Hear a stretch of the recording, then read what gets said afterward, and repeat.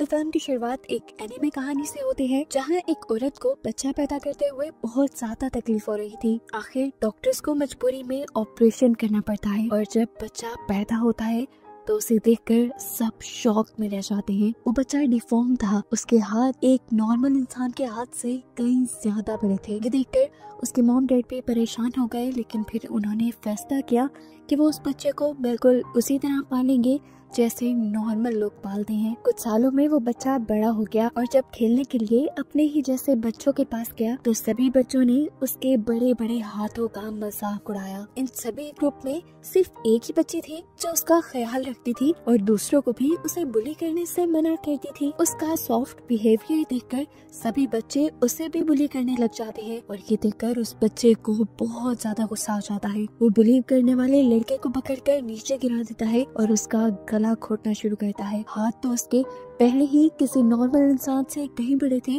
तो इन हाथों में जोर भी ज्यादा था। उसने इस बच्चे का गला कुछ इस तरह से दबाया कि जोर से उस बच्चे की आंखें ही पॉप होकर बाहर निकल गई और तभी से इस बच्चे का नाम पॉपाइस बन गया। उसके मॉम डैड को जब पता चला कि पॉपाइस ने ये किया है तो उन्होंने उसे बेसमेंट में बंद कर दिया, जहाँ एक दूसरे दरवाजे से उसे मिली एक दोस्त जो कौन थी, कहाँ से आई थी, पॉपाइस नहीं जानता था। लेकिन ये दोनों एक दूसरे से बातें करने लगे लेटर्स के जरिए और इनके दरमियान दोस्ती गहरी हो गई। फिर पता चला कि पॉपाइस का एक बच्चे को मारने की खबर अब पूरे टाउन में फैल चुकी थी। टाउन वाले लोग बहुत ज्यादा गुस्सा हो गए और उन्होंने फैसला किया कि वो पॉपाइस का घर ही जला देंगे। उनका घर जलने की वजह से पॉपाई के मॉम डैड की वहीं पर मौत हो गई। पॉपाई ने अपने बेस्ट वाली दोस्त से पूछा कि उसे अब क्या करना चाहिए। दोस्त ने कहा कि तुम अपनी जान बचाकर यहाँ से भाग जाओ, मैं यहाँ पर सेफ रहूंगी। उसकी बात मानते हुए पॉपाई घर से बाहर निकल आया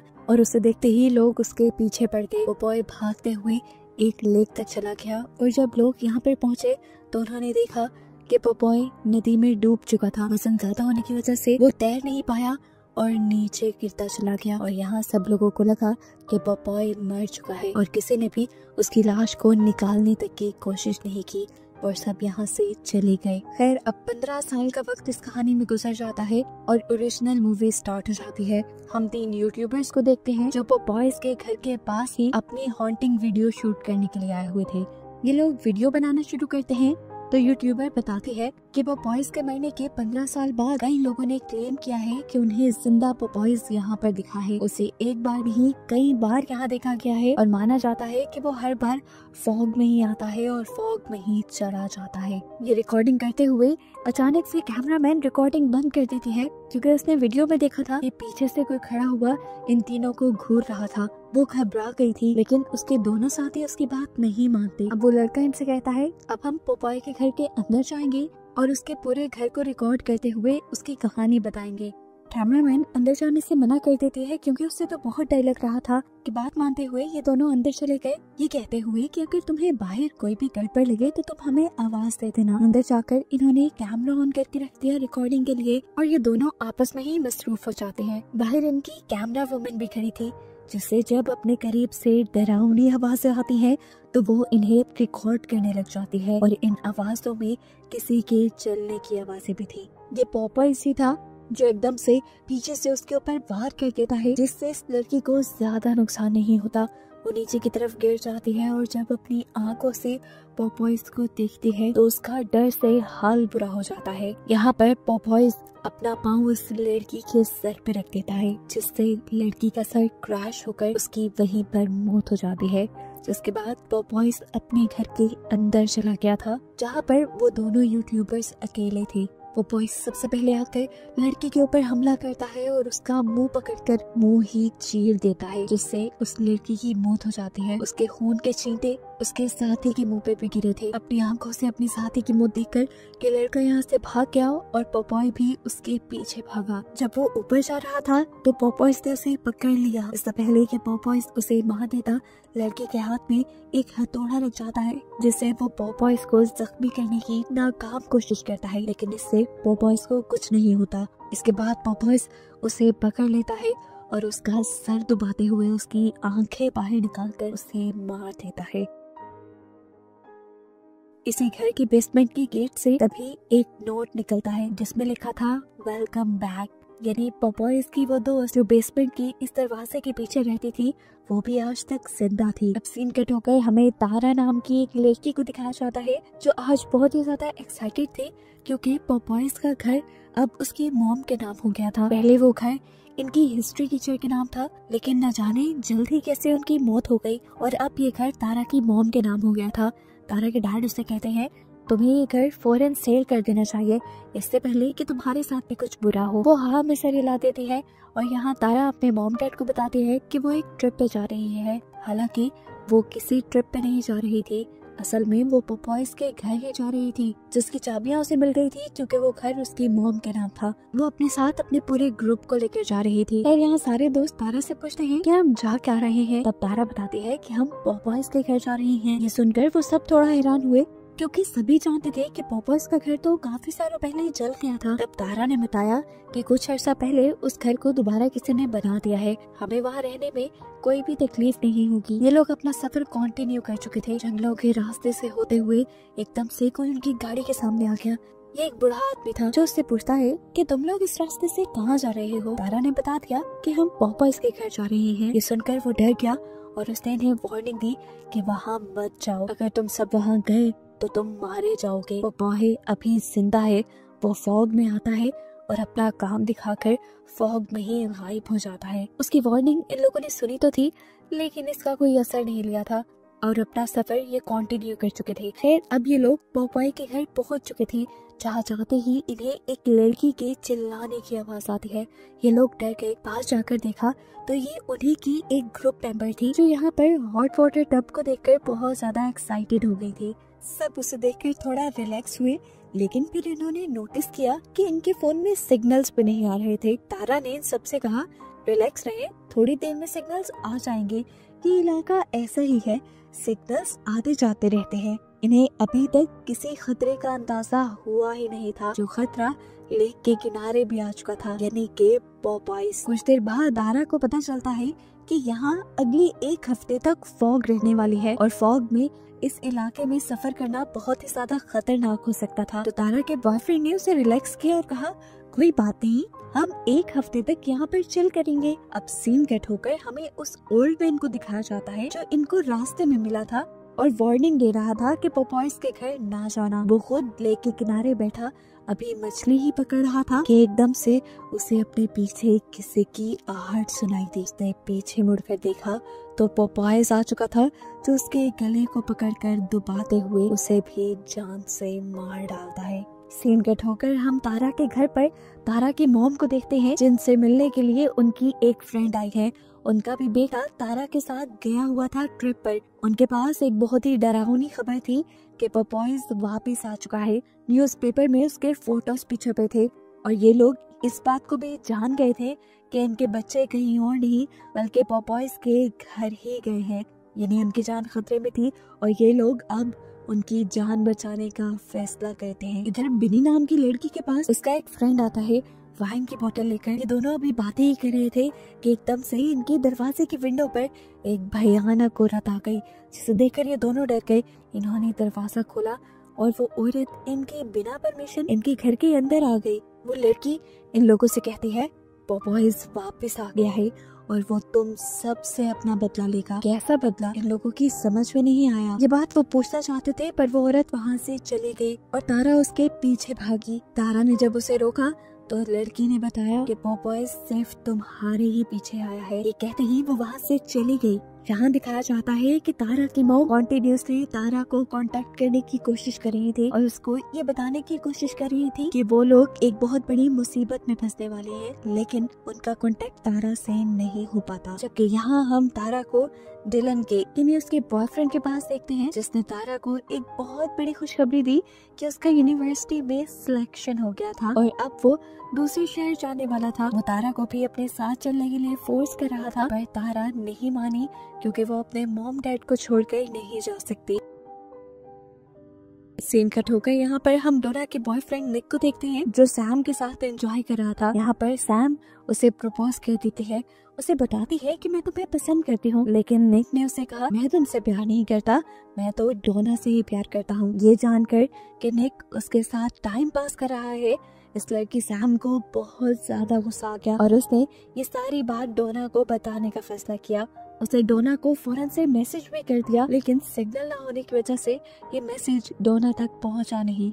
ये मैसेज करके अभी वो बैठी हुई थी कि एकदम से उसके पीछे पोपॉय आ गया। पोपॉय ने उसे पानी में चिल करता देखा तो पानी में ही डुबाकर उसका गला दबाकर उसे मार डाला। यहीं पर पोपॉय के पास वो अजीब डरावनी लड़की आ जाती है जो पहले तारा और से मिल चुकी है।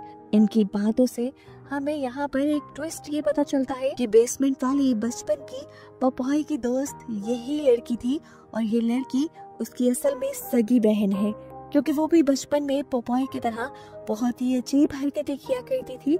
इसीलिए उसके मॉम डैड उसे बेसमेंट में बंद करके रखते थे और इनके इरादे अभी भी नहीं बदले थे। ये लड़की पोपॉय से कहती है हम एक एक करके सब लोगों को मार डालेंगे और पोपॉय यहाँ हाँ में सर हिलाता है। सुबह होने पर सभी लोग सैम के बारे में पूछ रहे थे जिसे रात ही पोपॉय ने मारा था। तो उसके बारे में निक ने झूठ बोल दिया कि वो तो शाम में ही चली गई है।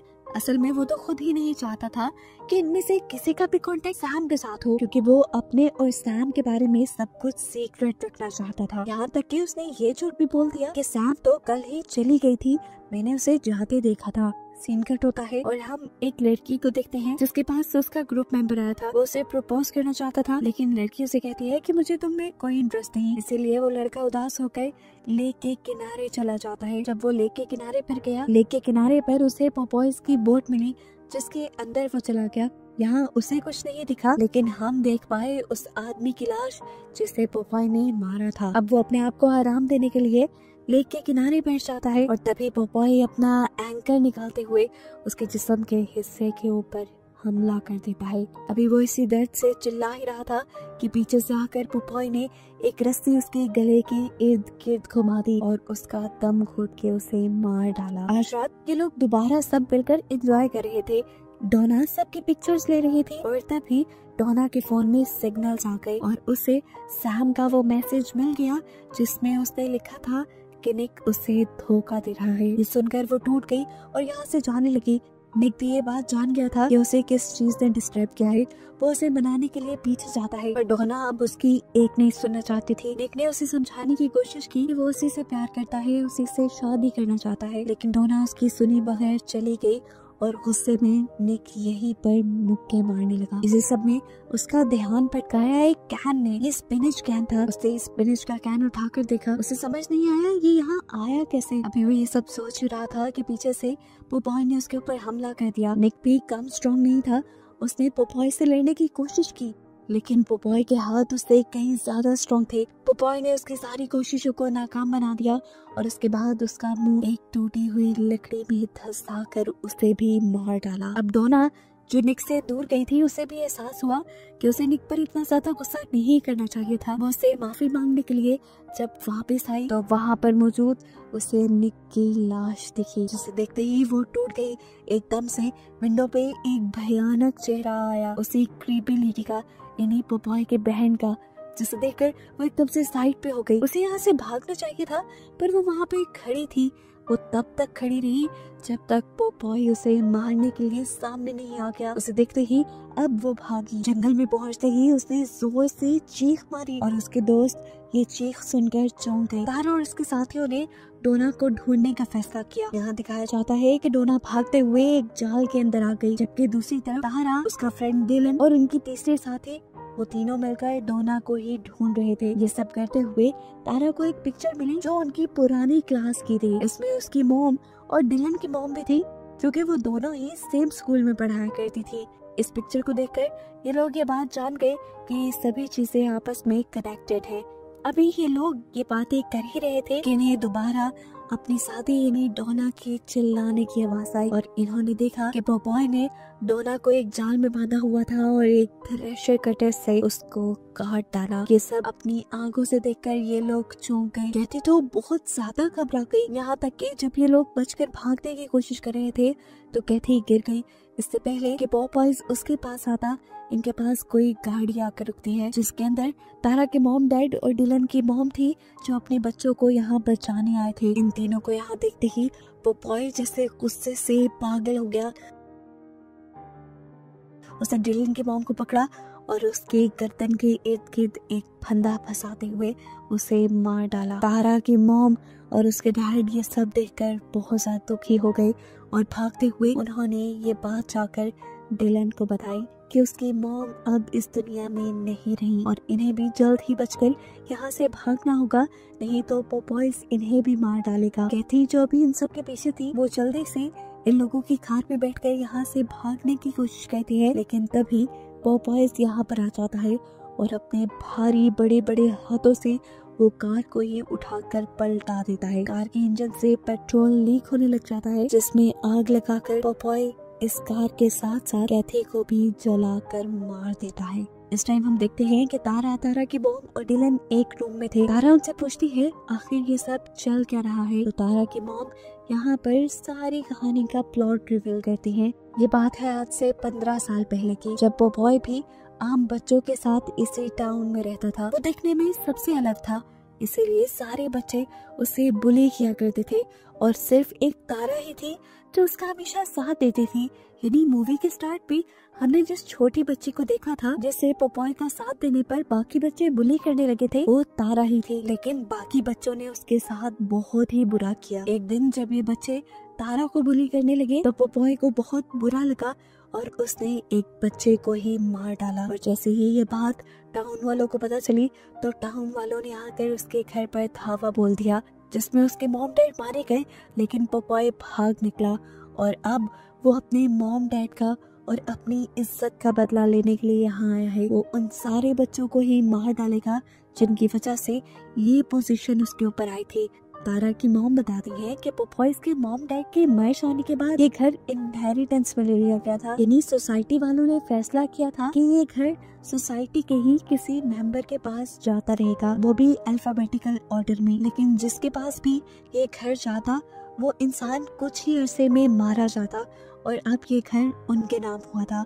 इसीलिए तो वो इस घर को जल्दी बेचना चाहते थे। इसीलिए वो चाहते थे कि तारा हमेशा इस घर से दूर रहे ताकि उसकी जान सेफ रहे। अभी ये लोग बात ही कर रहे थे कि बाहर दोबारा पोपॉय की बहन आ गई, जिसने आते ही तारा के डैड के ऊपर हमला करके उन्हें मार डाला। उसके हाथ में एक चाकू था जिससे उसने तारा के डैड को स्टैब किया था और अब वो दरवाजा तोड़ के अंदर आ गई। तारा के सामने खड़े होकर उसने तारा से कहा कि पोपॉय सिर्फ तुम्हें पसंद करता है और तुम्हारे अलावा वो सबको मार डालेगा। ये कहते ही उसने अब तारा की मोम के ऊपर अपने चाकू से स्टैब करके हमला कर दिया। तारा की मोम जख्मी हो गई कि देखकर तारा को भी गुस्सा आया और उसने पास पड़ा केरोसिन ऑयल उसके ऊपर छिड़क दिया। वो लड़की चिल्लाने लगी और ये लोग मौका देखकर यहाँ से भाग गए। उस समय ये औरत अब उनके पीछे भागी थी और उसने तारा को पकड़ भी लिया। वो तारा के ऊपर आ गई। इससे पहले कि वो तारा को स्टैब करके मार देती, पीछे से डिलन वहाँ पर आग लगा देता है। केरोसिन ऑयल उसके ऊपर पहले ही डला हुआ था। आग तेजी से भड़क गई और वो लड़की मारी गई। वो बॉय जब तक यहाँ पर आया उसकी बहन मर चुकी थी। ये देखकर वो गम और गुस्से से पागल हो गया। उसके सामने इस टाइम तारा की मॉम थी। उसे लगा कि इसी ने उसकी बहन के साथ ये सब किया है, इसीलिए उसने पीछे से पकड़कर उसकी मॉम का गला दबाते हुए उसे मार दिया। और तारा ने जब ये सब देखा तो वो टूट गई। पोपॉय ने अब डिलन के ऊपर भी हमला कर दिया था। वो डिलन को इससे पहले कि मार देता, तारा ने होशियारी दिखाई और एक ट्रक के ऊपर चढ़कर उसे चलाते हुए उसने पोपॉय के ऊपर चढ़ा दिया, जिससे पोपॉय मर गया और ये दोनों बच गए। इतने सारे लोगों में सिर्फ ये 2 लोग ही बचे थे। अब तक सुबह भी हो चुकी थी। ये लोग टाउन से बाहर जाने की प्लानिंग ही कर रहे थे, लेकिन उससे पहले ही पोपॉय दोबारा से आ गया और उसने अब तारा को पकड़ लिया। और बस यही दिखाते हुए ये कहानी यहाँ खत्म हो गई।